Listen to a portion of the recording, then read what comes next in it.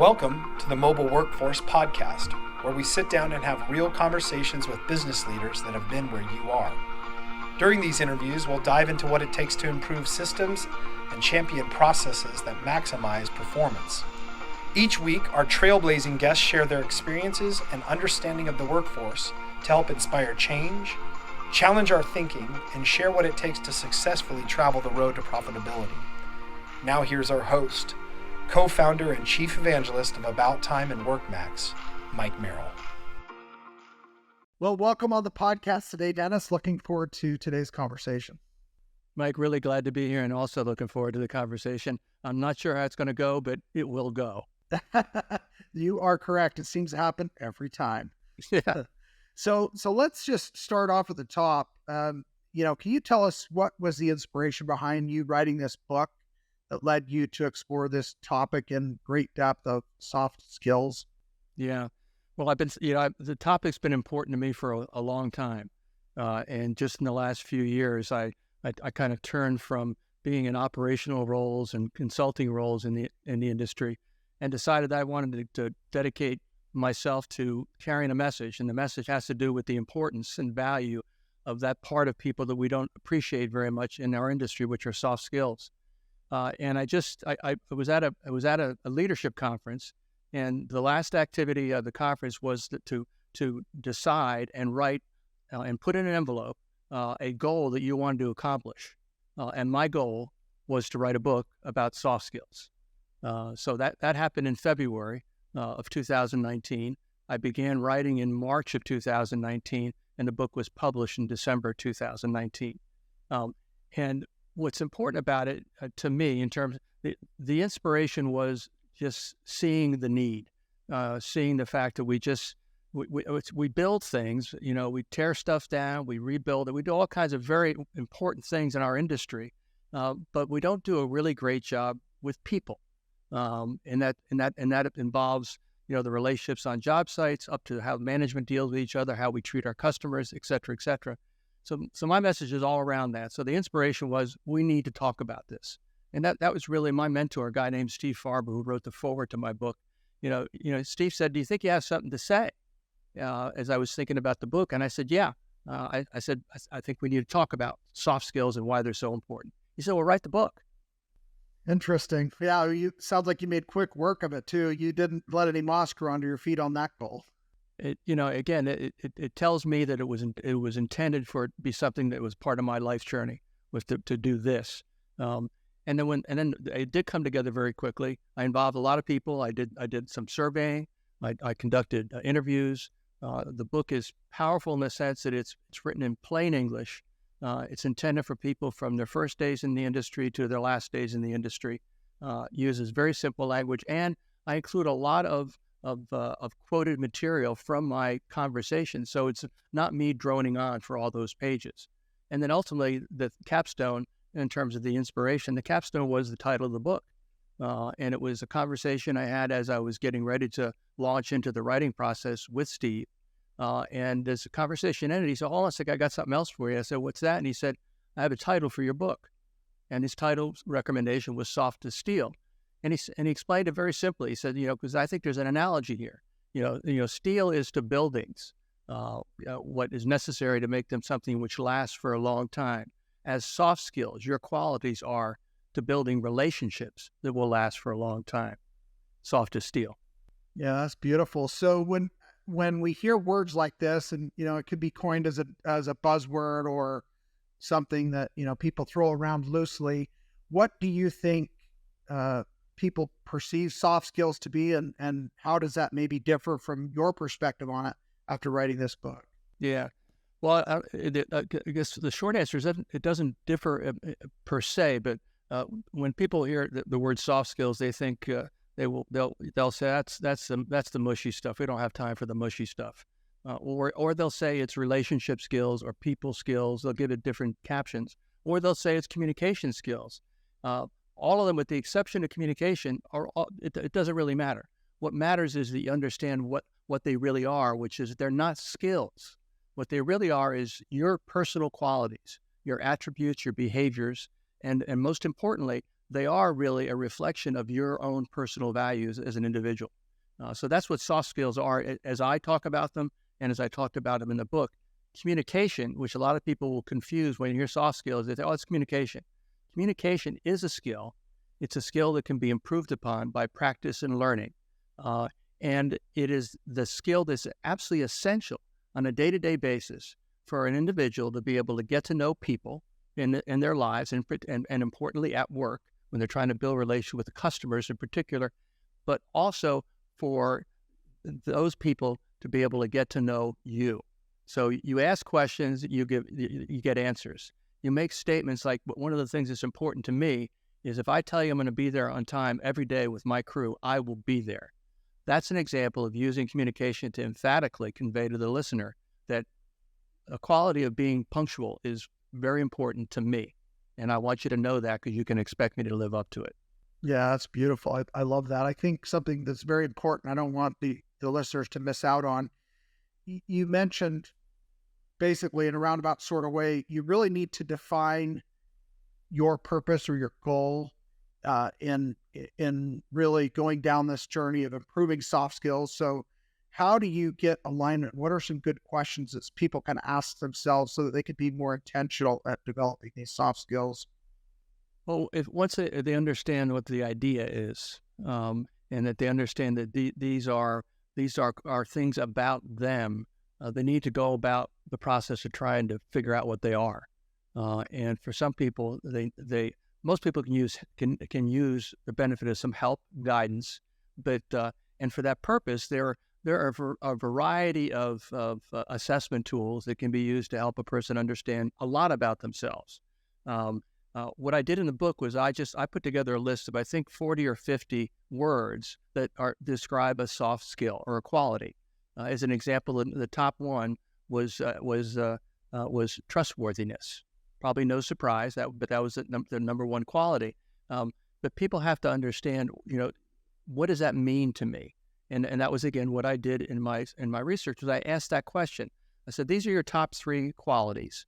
When you say self-aware, I'm using a different word, what does that mean? What does that mean to you? And they would give me an explanation.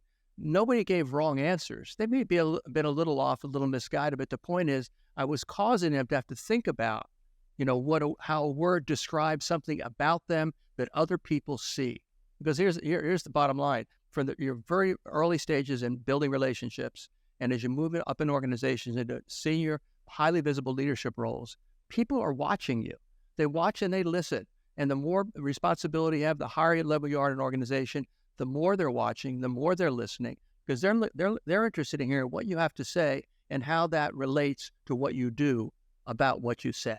Does that make sense? Yeah, no, I love that. I think, in society and in business in general, everybody wants the shiny plaque with the, their title or the shiny resume. We all have things that we're proud of, maybe even externally that we think or perceive about ourselves.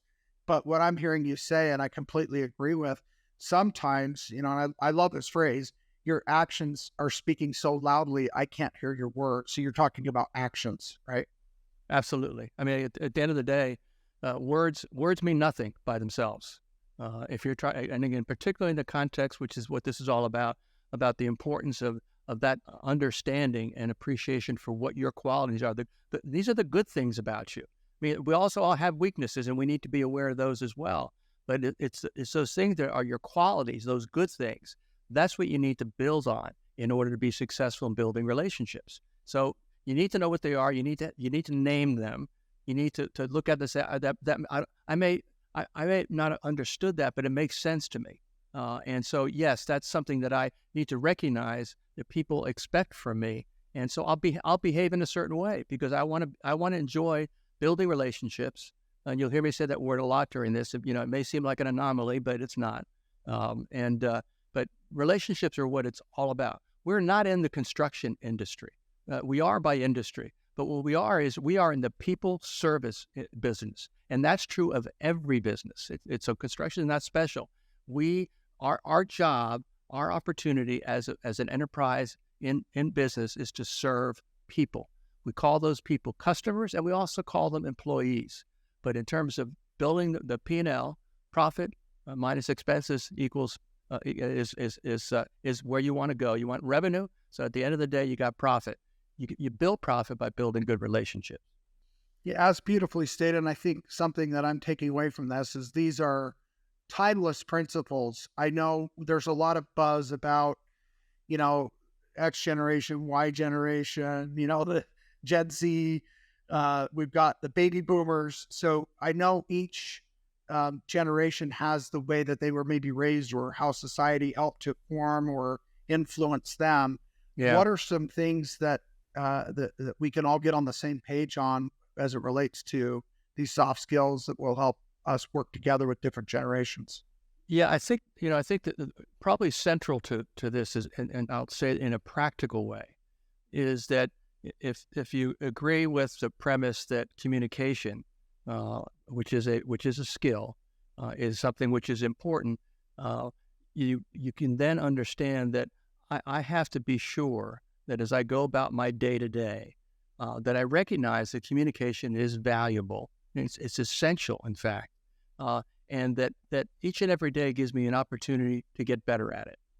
Because at the end of the day, communication, and I'm talking about the communication for the purpose of not simply transacting a business deal, getting a decision enunciated. I'm talking about the communication which encompasses all of that, but is the communication which is two-way for the purpose of two individuals using a variety of methods, with the principal one for relationship building being personal communication, trying to convey a message back and forth, and to make sure that at the end of the day, they understand each other.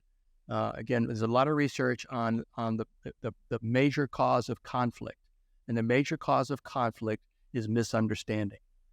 So in our tough industry, where we serve people, and some of them are very challenging to deal with, and we may be challenging to deal with, we've got to recognize that we need to focus on that particular skill, and each and every day say to myself, what can I do today to do a better job of communicating so that I can get a better result in my interactions with people, and all the while being sensitive or aware of those individuals in terms of, and I'm going to introduce another element to this, be aware of those individuals in terms of what they may be feeling at the time we're communicating with them. Also recognizing what I'm feeling, which is why I say that you can't understand somebody else unless you understand yourself. So emotions, kind of tip into that for a second, and because you mentioned emotional intelligence earlier, emotions are an absolutely essential ingredient in every human being. We feel them all the time. They vary in terms of their feeling, but they all have an effect on us. And the most significant effect is they make it more difficult for us to engage in a productive and mutually beneficial process of communicating for the purpose of getting things done. Yeah, there's a lot of, again, buzz and, shiny articles and different things out there that talk about EQ or emotional intelligence. And I think, people may understand that differently depending on their perspective. But at the end of the day, words do matter, and your word selection, which is, you hear the term, we need to communicate better, and sometimes even use words. There's more to communication than just the words we use. And part of it is, consider the audience. Who are you speaking with? Is it your child? Is it your spouse? Is it an employee? Is it a boss? Is it a client or a customer?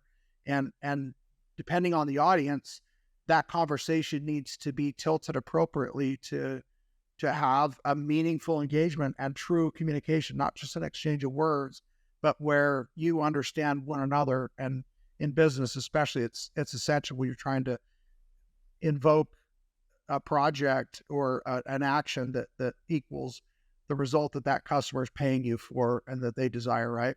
Absolutely. Well, again, at the end of the day, good relationships are based on individuals taking the time to interact with each other, to understand each other, to recognize things about each other that have nothing to do with the technical or business content of the process of communicating. They have everything to do with understanding each other at the basic human level. So this thing, EQ, emotional intelligence, a lot of stuff written on it, and it's been around for decades. But it's become much, again, I get an email every morning, and there's always an article in that talks about emotional intelligence. And it's because it's so vitally important. And you said correctly that, that words do matter. But if you take a step back and look at the research surrounding the process of communication, communication is about sending a message back and forth between two people. You probably have heard, I'm sure you've heard all this. But very quickly, I'll say, and I just saw it in another article, a slightly different percentage. But, words are important. The tone of how you say those words are important. And that's, again, recognizing your audience. But the thing that is the most important is the visual nonverbal component of communication. And for the purpose of just transacting business and building relationships, and again, that's one of my other thoughts from a third section of my book is you can't build relationships online. Again, this is not the same. You and I are going to know each other a little bit after the time we spend together today, but we don't have a relationship yet. This may be the beginning of one, unless I totally screw up this entire process. But again, it's so that takes relationships take time. Again, that's why I said to an audience in a talk I gave last year, I said, there's no getting around this simple thought. Time takes time.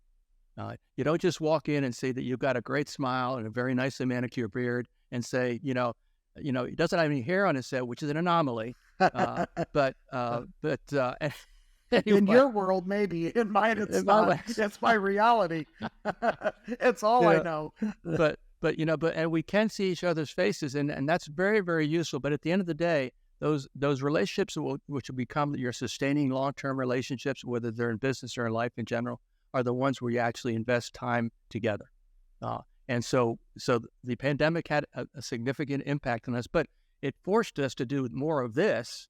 And the technology is getting better and better even in the last couple of years. And this is useful because at least you can see what's going on with the person's face. There's so much in the face. You got to listen to the face is one of the phrases people say. Listen to the face. Yeah, and I know everyone listening can relate to this, and you and I certainly can. There's a big difference when you go out to dinner with somebody, you break bread together, and you spend time with one another, and you really honestly feel of each other's spirit and your aura and just the presence that you have. You can connect on a different level, and I think that's what you're getting at. And so the in-person touch, the human touch, that human in-person emotional connection that you can have with somebody is, there's no substitute for that. It can't be faked. It can't be cloned.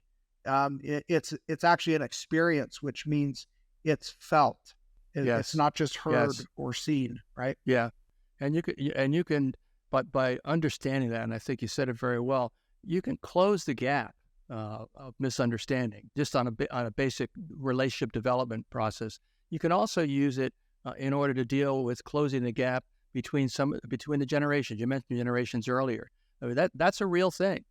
Each of the generations that are in our workforce today, they have certain different values. The most current new entrant are called alphas. So they're the young teens. But the alphas and the Zs, my generation talks a little bit about. I don't talk about work-life balance. The Xers talk about it a bit, and the millennials talk about it a lot. But that phrase is washing away. What's being talked about more now is simply balance. And so everybody's life is not the same. Everybody's day is not the same. Everybody's interests are not the same. Everybody's background is not the same. So the idea is for an individual, for you to be successful, and also I'll throw in happy in your life, you need to figure out what your balance is. Yeah, that's beautiful. I've never really heard it stated that way. And as you were talking, I envisioned, I used to be a contractor, used to do construction. I put the tool belt on, I had the hammer. I wore it's hot here in Utah where I was working. So I'm wearing, jean shorts and a t-shirt and a baseball cap. And that's kind of the attire because you're out, on a hot roof or you're working in the elements. But when you said work-life balance, I sat there and I thought, that framer up on the roof, it's not a costume, even though it might be appropriate for the project. I could be a fireman or a police officer. that's still life. It doesn't matter whether it's work or not work, it's life. So when you say balance, I think that's just beautiful. That's a really key takeaway, I think, for the listeners. You are you 24/7, 365. And so your ethics, your values, your morals, how you treat people, it should be consistent. Otherwise, you're in conflict. You're either in conflict with people at work, or you're in conflict with people at home. You're in conflict with people in your worship services, if you're religious, or you really need to have balance in who you are and how you connect with your life experience in order to be in harmony and have a more fulfilling, meaningful relationship, which is, this is who I am. It doesn't matter where you see me. There is no, well, it's just business ethics, so I'm going to treat you this way. But, if I'm, mowing my lawn on Saturday, I'm going to go mow your lawn too, because I'm already out doing this. And I'm going to be a different person now because I'm in a different role. It's really, you're just the same person all the time, right? Well, and what you're talking about in a very beautiful way is one of the qualities that a lot of people relate to in our industry, particularly the ones that are highly successful in high level positions in organizations, is authenticity. To be able to describe a leader, if you want to think about the three or four words that I'll describe great leaders. One is great leaders are great listeners. Great leaders care. Great leaders are authentic. So those are three words, and they're all qualities. I want to thank our sponsor, Foundation Software.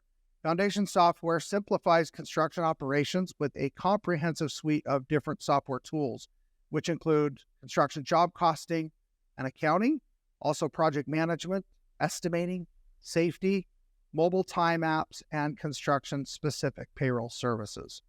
With a singular focus on construction since 1985, Foundation continues to enhance its product offerings.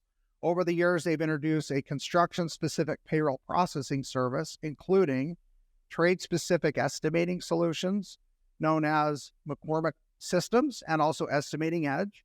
They also have a collection of field-to-office apps called HQ Suite, that includes both popular Safety HQ and Project HQ add-ons that integrate with Foundation, and most recently introduced WorkMax time tracking, in addition to its best-class product offerings. Foundation Software is known as an industry leader in training, ongoing support, and programs that help clients continue to educate and grow. They are a partner that's committed to helping contractors on the business side of construction.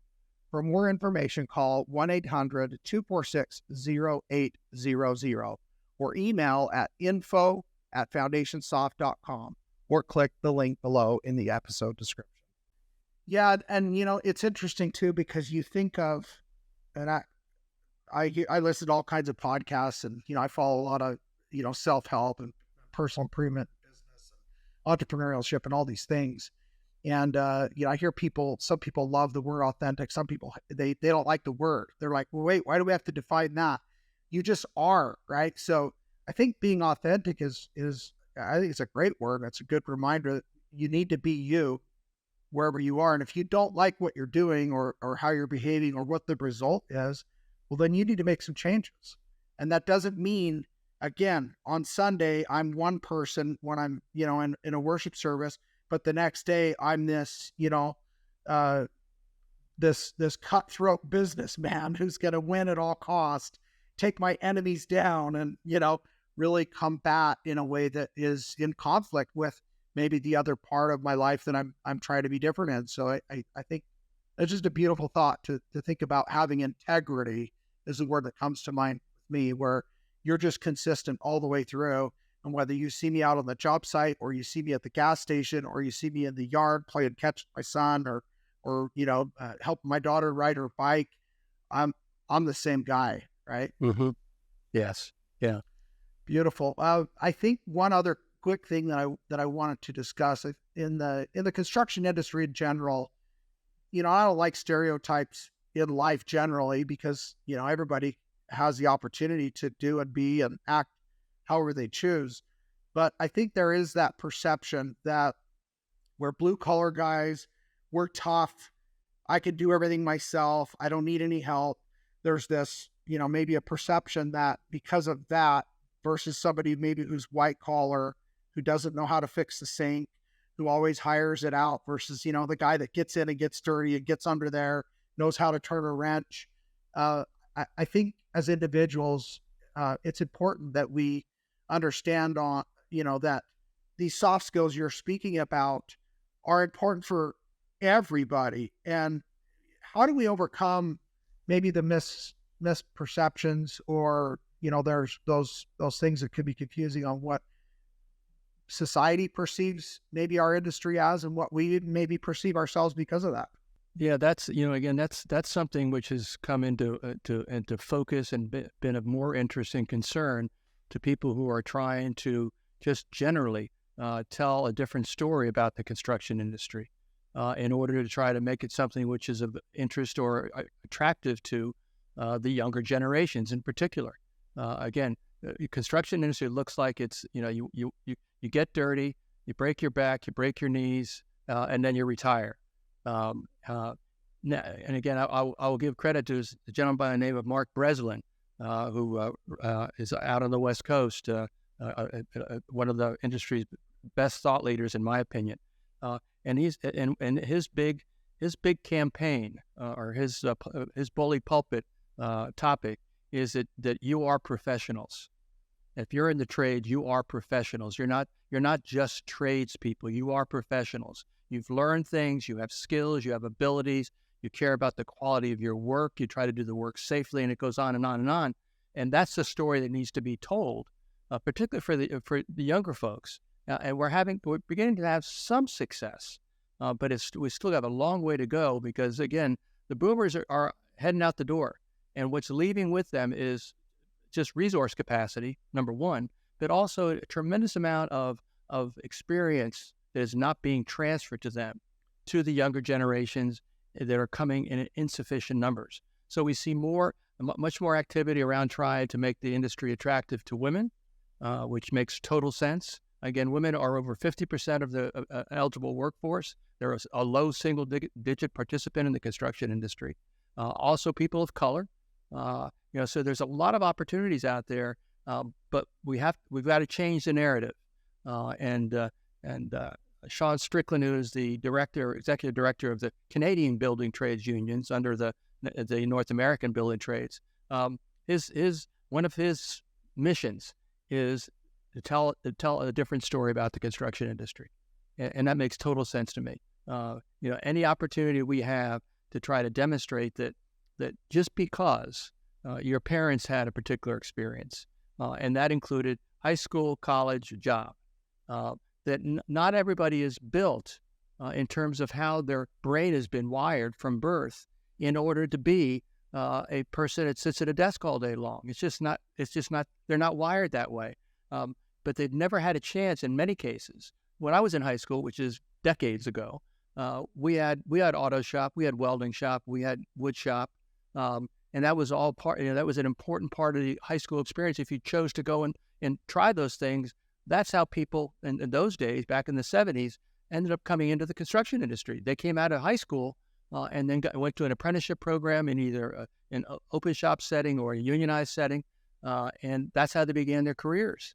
So we need to be telling a different story. I'm not sure. I think I wandered off a little bit. So let's reel me back in. But those are my thoughts. Well, no, I think that's great. I think it leads really right into where I wanted to maybe wrap up at least this initial conversation.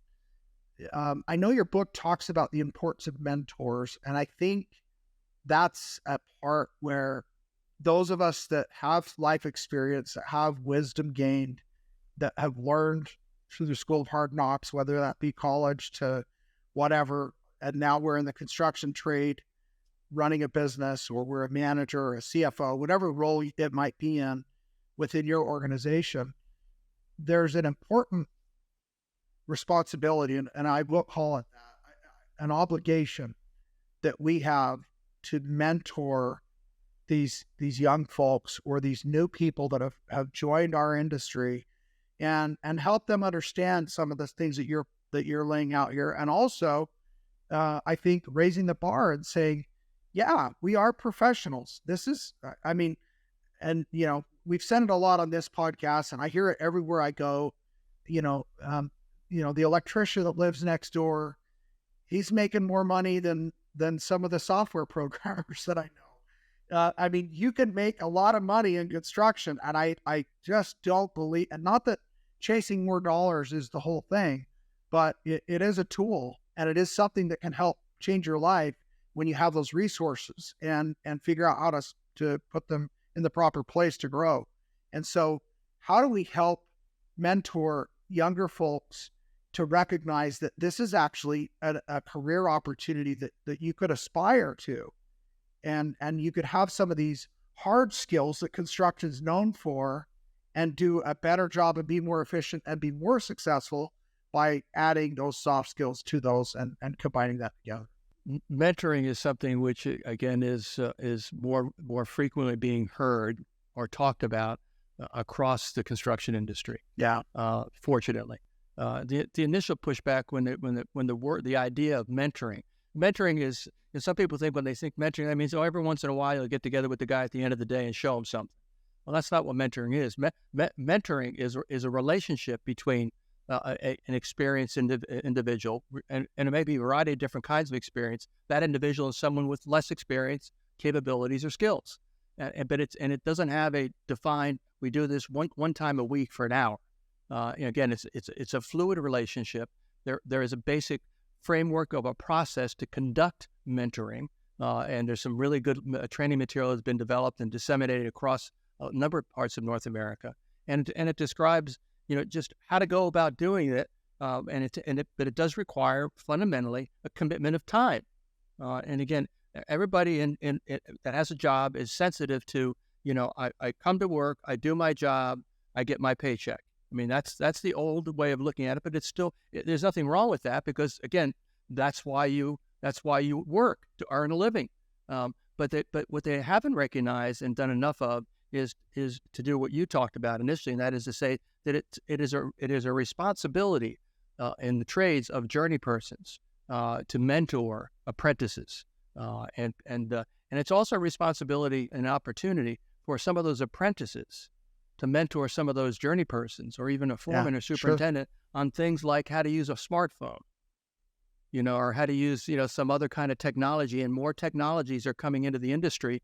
I don't think there's an overall, fear that it's going to take jobs away, because it's not. It's just different types of tools. And the younger generations are much more, can adapt to those, learn them more quickly, and they may have an opportunity to mentor someone with more experience on just how to use some of the technology tools that are coming into play. So mentoring's huge. Two-way street. That's Absolutely. Great and well stated, and good for us to remember. Just because we've been doing this for 30 or 40 years or 20 years, we don't know everything. We just know what we know. So yeah, let's share what we have in our brain and help.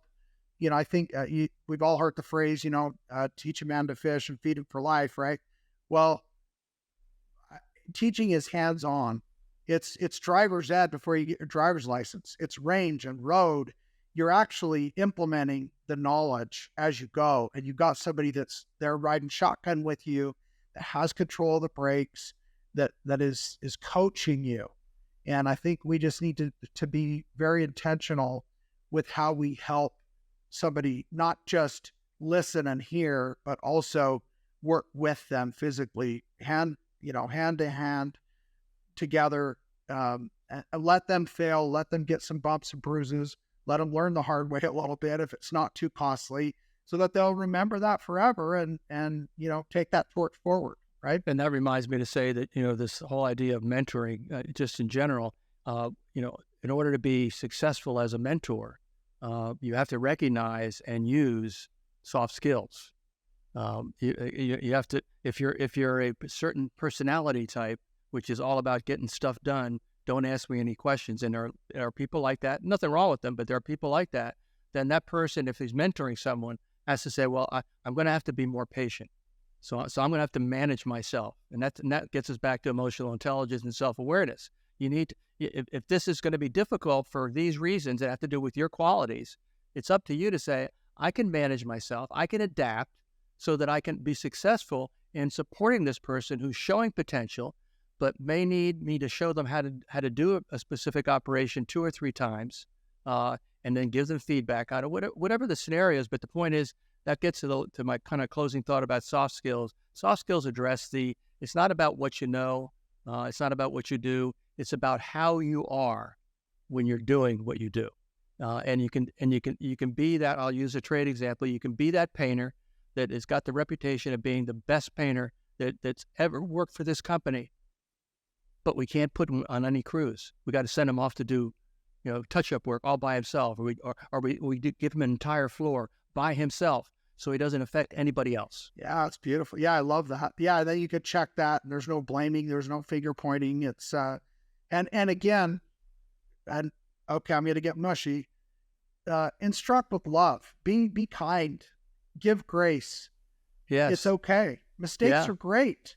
It's better to make them quicker, so we can move on and get better faster, and not make them for years and years and years, only to get whacked on the nose with the newspaper every time you do it without, having that experience early of proper correction. And that is not an anomaly, I would say. Not an anomaly.